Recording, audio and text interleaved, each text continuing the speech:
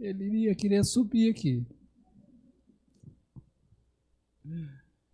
Bom, hoje nós estamos comemorando o Dia dos Pais, oferecendo um culto de gratidão a Deus pela vida dos pais.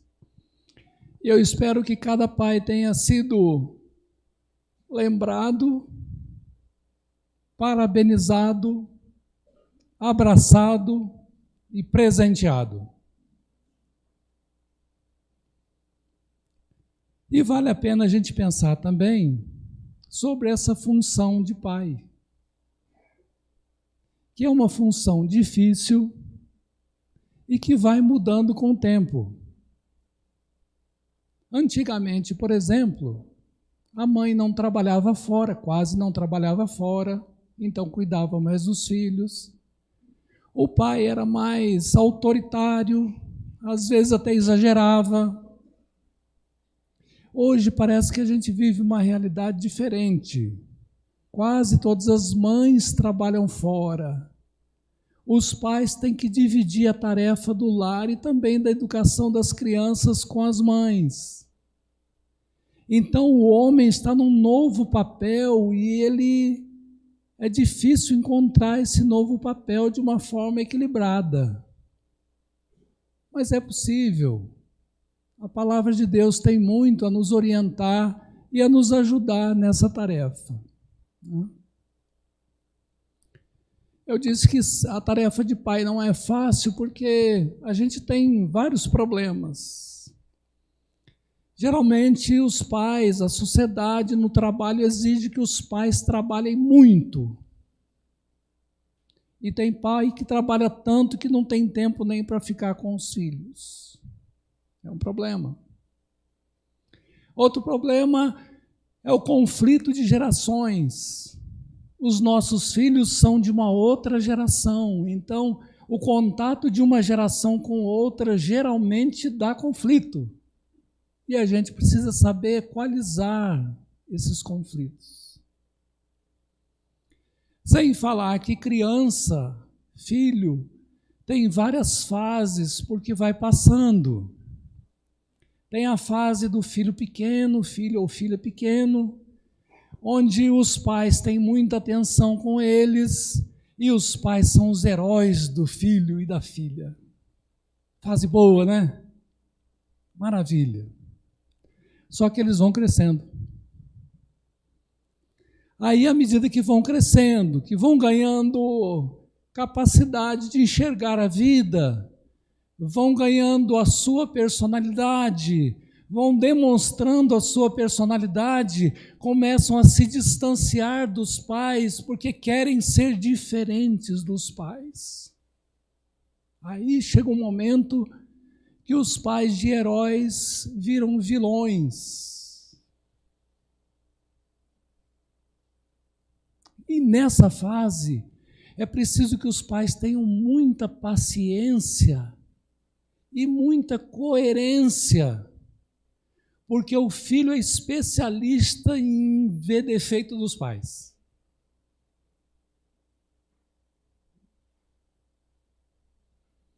Até que mais para frente, depois que torna jovem, depois que se casa, aí é uma outra realidade, aí o filho já é maior, a filha já é maior, então já deve ser uma relação de pessoa para pessoa como igual. Deve se estabelecer uma parceria de amizade, mas mesmo assim o relacionamento continuar. O que é ruim é quando essas fases não são bem entendidas e vividas, e chegar lá no final, não há mais um relacionamento significativo. Eu conheço famílias assim, que pais e filhos não se conversam. Então isso é muito ruim, né? Mas só para falar de algumas das dificuldades que pais e mães enfrentam na educação de filhos. E eu queria trazer para nós um texto para nos inspirar a sermos melhores pais, que agem com amor, com sabedoria, com disciplina, mas de uma forma como a Bíblia nos ensina. E eu trouxe aqui o texto de Lucas, capítulo 9. Peço que você abra aí.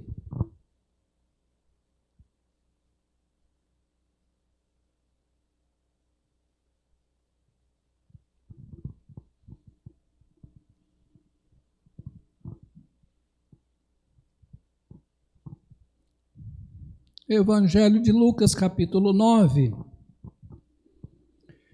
Eu vou ler a partir do versículo 18. Eu escolhi esse texto porque ele fala de uma conversa de Jesus com seu Pai. Então, Lucas 9, 18 diz assim: Estando ele, Jesus, orando à parte, achavam-se presentes os discípulos, a quem perguntou: Quem dizem as multidões que sou eu? Responderam eles: João Batista, mas outros, Elias, e ainda outros dizem que ressurgiu um dos antigos profetas. Mas vós, perguntou Jesus, quem dizeis que eu sou? Então falou Pedro e disse: És o Cristo de Deus. Ele, porém, advertindo-os, mandou que a ninguém declarassem tal coisa, dizendo: É necessário que o Filho do Homem sofra muitas coisas, seja rejeitado pelos anciãos, pelos principais sacerdotes e pelos escribas, seja morto e no terceiro dia ressuscite. Até aqui para a gente meditar. Conserve a sua Bíblia aberta aí, porque nós vamos voltar ao texto. Esse texto é um dos vários textos que Lucas coloca Jesus conversando com o Pai. E ele chama isso de oração, a conversa de Jesus com seu Pai. Lucas faz questão de, em diversas ocasiões, mostrar que Jesus reservava um lugar, um tempo para conversar com o Pai. Teve uma vez que Jesus ia escolher os seus 12 apóstolos a partir dos seus discípulos, e diz o texto que Jesus passou a noite inteira orando ao Pai. E eu fiquei pensando, a conversa devia estar tão boa, devia estar tão interessante, que o tempo passou e Jesus nem percebeu. Conversou a noite inteira com o Pai. E aqui nós temos uma conversa de Jesus com o Pai. Vejam aí o comecinho do versículo 18. Estando ele orando à parte. Só diz isso. Não diz o que ele orou, não diz o assunto que tratou, não diz quanto tempo levou. Apenas faz questão de dizer que ele estava orando. Então é isso que eu queria trazer para nós. Vamos pensar na conversa de Jesus com o Pai dele, com o seu Pai. O que resultou daí? Que diferença fez na vida de Jesus essa conversa? É nisso que eu quero pensar com vocês. Bom, primeiramente, essa conversa de Jesus com o Pai promoveu uma boa conversa com os seus discípulos. Porque se vocês notarem aí na continuação do verso 18, o texto diz assim: Estando ele orando à parte, achavam-se presentes os discípulos, a quem perguntou: Quem dizem as multidões que sou eu? Olha, isso certamente teve a ver com a conversa que Jesus teve com seu Pai, porque termina a conversa, ele reúne os seus que estavam ali perto e faz uma pergunta importantíssima para eles. Digo importantíssima porque já havia um tempo que Jesus estava caminhando com os seus apóstolos, já havia um tempo que Jesus estava ensinando sobre o reino de Deus, já havia um tempo que Jesus estava demonstrando o seu poder como Deus, e agora ele faz uma pesquisa a respeito de si mesmo. O que o povo está dizendo a respeito de mim? Vamos ver as respostas? versículo 19. Responderam eles: João Batista. Herodes pensava assim. Ele ouviu falar de alguém que estava pregando e que estava arrebanhando gente, que estava curando, e Herodes tinha mandado matar João Batista. O Herodes ficou com medo e falou assim: deve ser o João Batista que ressuscitou. Essa era a opinião dele, certamente de alguns outros. Opinião certa? Não, errada. Segunda opinião: mas outros dizem Elias. Deviam ser os mais religiosos que conheciam o livro de Malaquias, porque no final do livro de Malaquias, que é o último livro do Antigo Testamento, diz que Deus iria enviar o grande profeta Elias antes do dia do Senhor. Então tinha gente esperando Elias. Então tinha gente que disse: esse é Elias. Mas durante uma conversa com Jesus, perguntando sobre esse texto, Jesus falou assim: olha, Elias já veio e fizeram tudo com ele. Mas Jesus quis dizer que o Elias estava representado no João Batista. Então Jesus não é o Elias. Acertaram ou erraram? De novo. Vamos para frente? E ainda outros dizem que ressurgiu um dos antigos profetas.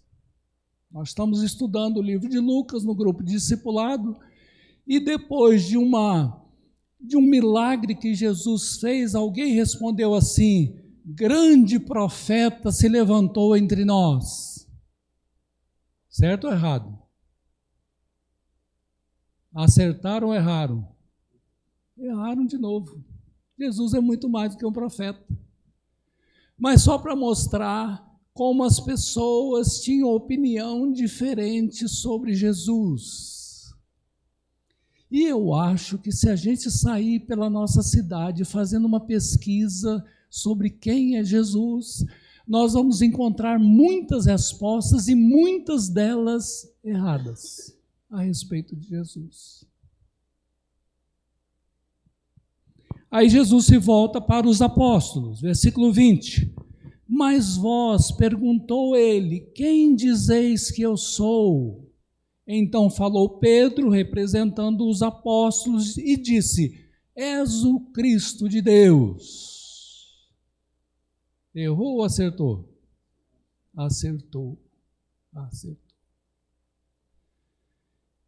Os apóstolos já tinham uma convivência com Jesus durante um tempo, já viram seu ensino, já viram as manifestações do seu poder, já conversaram muito com ele. Agora, nessa pesquisa, os apóstolos dizem quem é Jesus e acertam na sua resposta. De fato, Jesus é o Cristo prometido, o Messias prometido, o ungido de Deus, tantas vezes prometido, principalmente no livro dos Salmos. Esse Jesus é ele. Acertaram.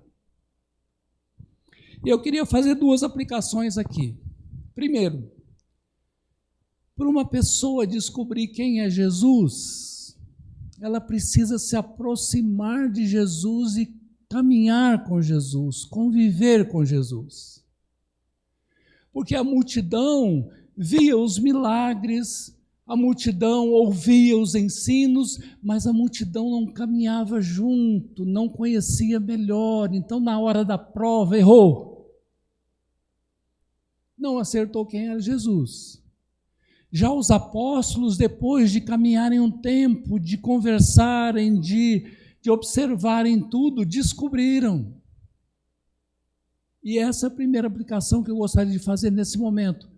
Para a gente descobrir exatamente quem é Jesus, a gente precisa buscá-lo, ter interesse nele, caminhar com ele, conviver com ele. À medida que isso vai acontecendo, nós vamos descobrindo exatamente quem é Jesus. Nós já sabemos? Já descobrimos? Segunda aplicação. Se Jesus depois de ter uma conversa com o Pai Celeste, teve uma conversa tão boa como essa com os apóstolos, trazendo para os pais, eu acho que os pais precisam ter uma boa conversa com o Pai Celeste para poder ter uma boa conversa com os filhos. Quanto mais a gente tiver boas conversas com o Pai Celeste, melhor conversa a gente vai ter com os filhos. Porque o Pai Celeste nos ensina tudo que a gente precisa para conversar, para dialogar bem. Nos ensina amor, compaixão, nos ensina justiça, nos ensina sabedoria. Tantas coisas a gente pode aprender na conversa com o Pai Celeste, que a gente precisa dessa conversa para conversar bem com os nossos filhos. Tem conversa que a gente pode ter com os filhos sem antes ter conversado com o Pai Celeste, e a conversa pode ser pior do que se não houvesse conversa. Por isso é bom conversar antes.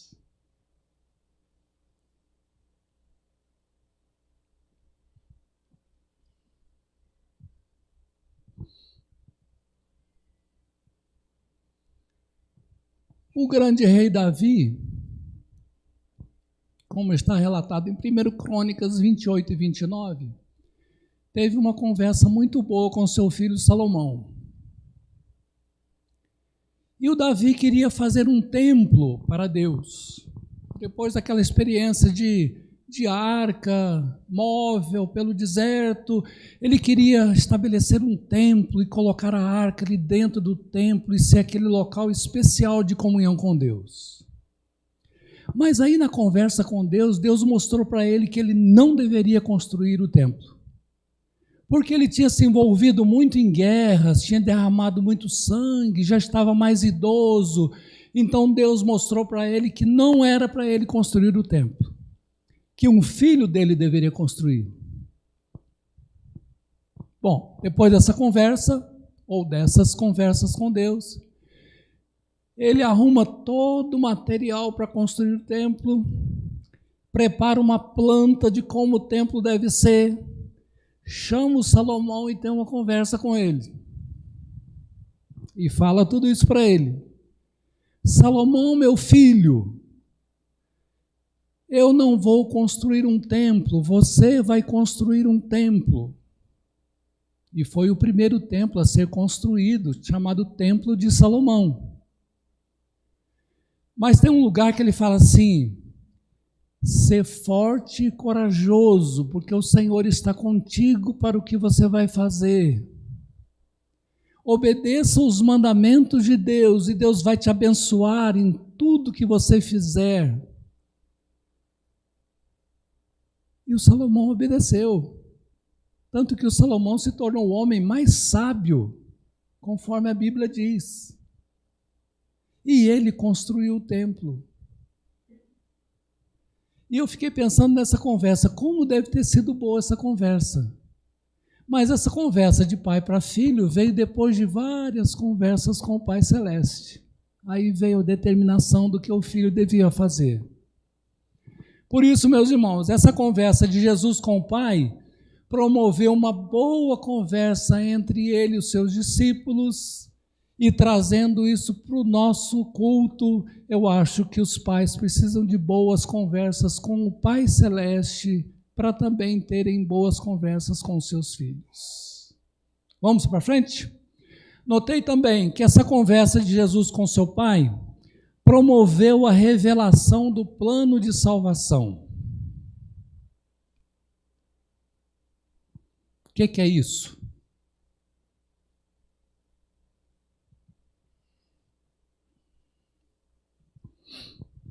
Dificuldade para a gente interpretar o texto. Vejam o versículo 21.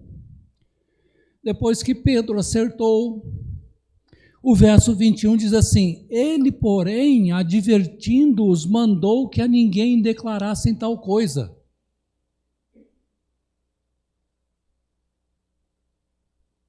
Isso faz sentido?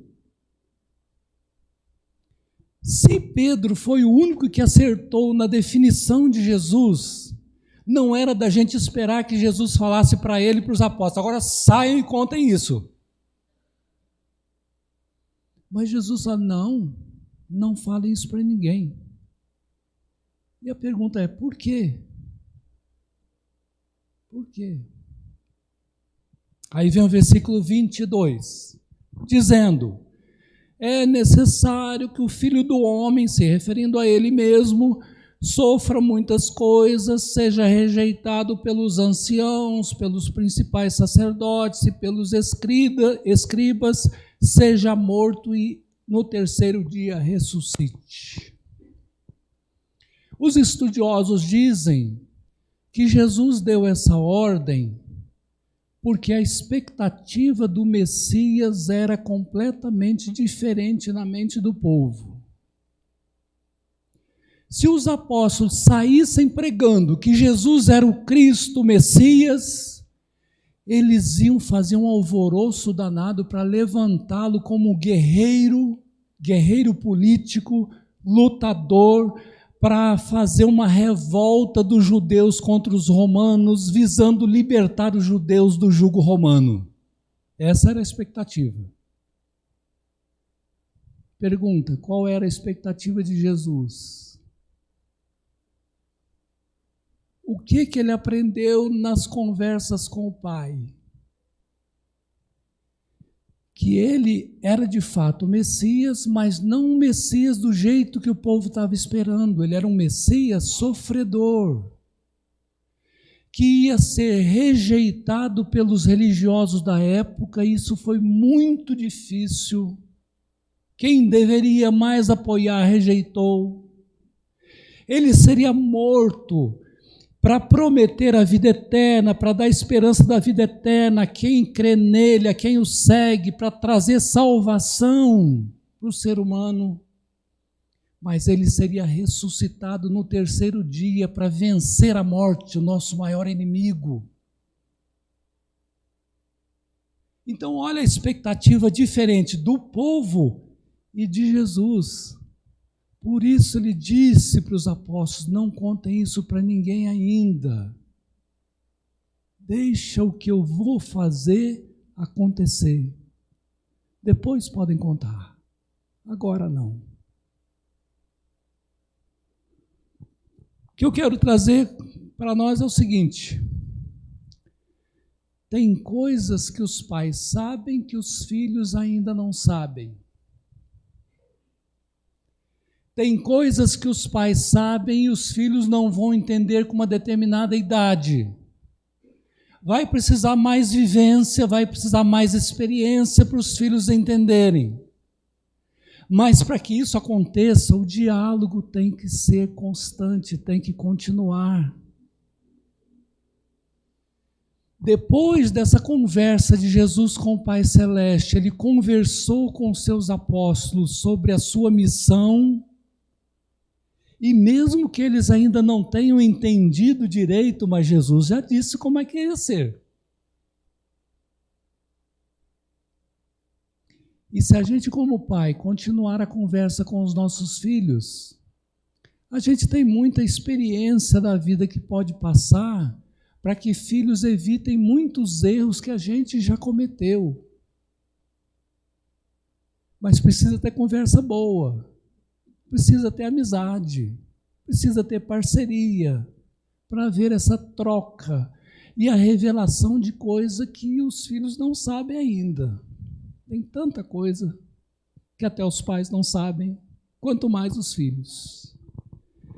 E aí eu me lembro de um diálogo de Abraão com Isaque, que está registrado em Gênesis capítulo 22. Aquele texto difícil, aquela prova difícil, que Deus ordena a Abraão que leve o seu filho Isaque para ser sacrificado. Filho único, filho da velhice, filho da promessa. E os dois vão caminhando e certamente vão conversando. E me chamou a atenção nessa conversa deles, porque a certa altura do caminho, O Isaac pergunta assim: meu pai, tem aqui o fogo, tem aqui a lenha, mas cadê o cordeiro?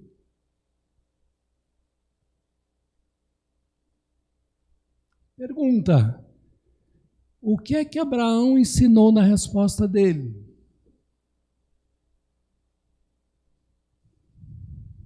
Ele não mentiu, ele não enrolou, ele deu uma resposta de fé: meu filho, Deus proverá. O que é que Abraão estava ensinando para Isaac? Que existe um Deus que cuida de nós, um Deus em quem nós devemos confiar, um Deus que às vezes faz a gente passar provas difíceis, situações difíceis, mas não significa que Ele nos abandonou, Ele está com alguns propósitos na nossa vida. E Abraão ali respondeu apenas: Deus proverá. E quando chegou lá, ele pegou o menino e preparou o menino para que o menino fosse o cordeiro. O menino achou ruim e tal, mas Deus providenciou o cordeiro. Na hora certa, o anjo falou: tem um cordeiro ali. E o que Abraão falou aconteceu. Deus proverá, e Deus proveu. Providenciou aquele carneiro para o sacrifício. Então, nessa prova difícil, nesse diálogo difícil, Abraão ensinou para o seu filho Isaque a confiar em Deus. Deus proverá. Trazendo para nós como pais, tem muita situação que a gente não tem como resolver. Tem muita situação nossa e dos filhos que a gente não tem como resolver. Mas nós temos um Deus que cuida de nós. Nós podemos crer e ensinar os nossos filhos a crer que Deus proverá. Deus proverá. Bom, eu termino essa mensagem, então, louvando a Deus pelos pais presentes e sugerindo a todos nós que construamos e mantenhamos um diálogo com o Pai Celeste e com os nossos filhos. E as duas coisas estão ligadas. Quanto mais a gente conversa bem com o Pai Celeste, melhor a gente pode conversar com os nossos filhos. E essa é a nossa mensagem, nosso incentivo para todos os pais, e não só para os